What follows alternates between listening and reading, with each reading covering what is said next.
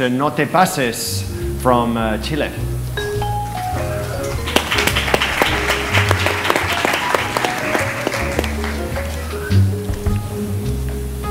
Oh, take your time, huh? No rush. 3 minutes. Hello, my name is Roberto Ibarra. Actually, I come from Mexico. As you might have heard, it's a little bit bad over there right now. Just the other day, I had a gun pointed at me, and this guy says, your money or your life. And then I tell him, well, I can't give you any of those. And he's like, well, why? Your money or your life? So I had to explain to him that I am a software developer, that I have no money and no life. So anyway, I'm going to show you a product named No Te Pases. I think the jury might have to turn around to get the subtitles read. Él es Pepe y suele hablar por teléfono constantemente con su novia, con su familia y con su jefe. Es por eso que utiliza un servicio de su compañía celular con el que puede llamar sin costo a sus números frecuentes. Sin embargo, Pepe tiene que estar atento mientras habla para no pasarse del tiempo, porque en cuanto se pasa, comienzan a cobrarle de más. Pepe por lo general no se da cuenta de cuánto gasta. Sin embargo, al final del mes es cuando recibe una sorpresa. Es por esto que Pepe ha instalado en su celular la aplicación No Te Pases. ¿Que cómo funciona? Solamente tienes que instalar No Te Pases y dar de alta los mismos números frecuentes que tienes con tu proveedor de servicios telefónicos. Ahora Pepe puede marcarle a su novia sin preocuparse. No Te Pases detendrá la llamada automáticamente antes de que comiencen a cobrarle extra y restablecerá la llamada de forma automática hasta que tú le indiques que se detenga. Es por esto que No Te Pases es una excelente opción para dejar de preocuparte por el tiempo mientras hablas, ya que nunca volverás a pagar minutos extras en tus números frecuentes. So No Te Pases roughly translates to don't go over. And I'm going to show you a demo of the application. The phone on the left has the application installed. The phone on the right has automatically picks up calls. So you see, in Latin America, most cell phone companies give away the first 5 minutes of a call for free, and you start to get billed at minute 6. At the end, you think the call is free, but it's really not, and you start to get overbilled. How much overbilled do you start to get billed, I guess? There was a study from the OECD that from 2005 to 2009, just in Mexico, people paid $130 billion more for the same services compared to the other members of the OECD. So that's how pretty much you start to get overbilled in countries like Latin America. Well, you know, we have the third largest company over there, and we have made the richest guy in the world. So I think this is one of the applications that can really help you as the application hangs up the call before the 5 minutes and then redials again, so you never have to pay again extra. And 500 million people don't have to get overbilled again. Thank you.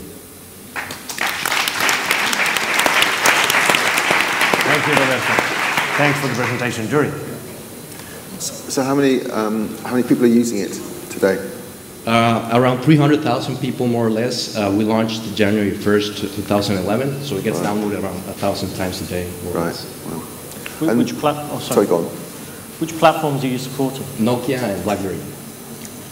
Do you have any, I mean, obviously, the charge for the carriers comes when the call disconnects. Have you had any issues from the carrier's perspective against that? Because I would assume that your service, by having to cancel the call, is what they effectively have to pay extra for. So my concern is that you may, I mean, have you had any hostility at all from any of the carriers? It's a complicated matter. Funny that. No, but actually in Mexico, the main carrier is Telcel, owns 90% of the market share.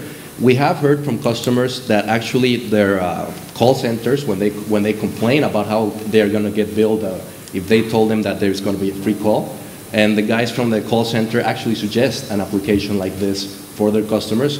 I don't understand myself, but I asked somebody that has a call center, and he says that, well, in the call center, the idea is to have your customer happy. So they know about this, and they don't openly recommend it, but I have heard cases that they recommend it to angry customers. So it's good to be angry sometimes. Have you, I mean, I'm trying to. I assume the application costs something to download originally. Have you thought about any advertising models around it? I mean, is that possible? Like at 4 minutes, 50 seconds, you run an ad or something. I don't know, like a voice ad or something. Have you thought about something like that, or not really? We have thought about it, and this is mostly an application that you set and forget. We have a free demo. That's how we get a lot of our downloads, and then we buy. The revenue model is just paying for the license at this time. We haven't actually done any marketing on it. What do you do if the carriers change this pattern of billing? I don't think they're going to change it soon if they get $130 billion extra.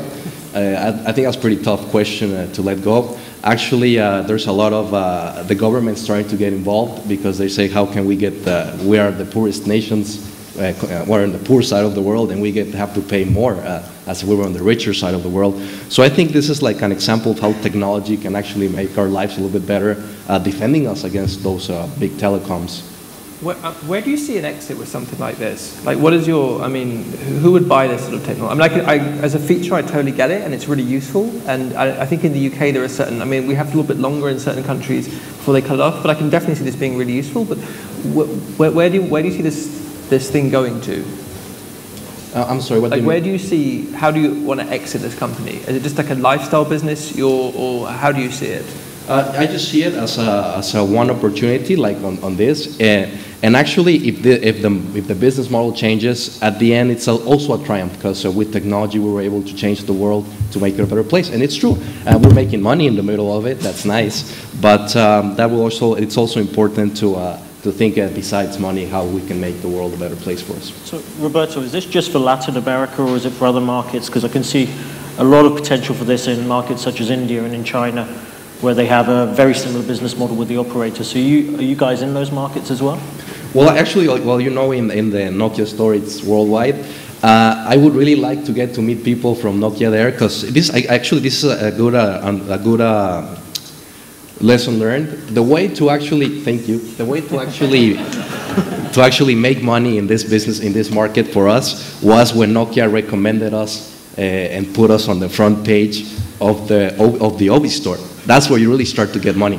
And it also happened the same on the BlackBerry. Just to give you an example, we used to have around, I don't know, 100 downloads a day on BlackBerry. And then when they recommended the application, it went up to 3,000. So it really, really moves a lot, the numbers, when you get recommended by one of the big guys. Well, you need to get James's card, because I'm sure with Facebook discovery, you'll have a lot more recommendations. So.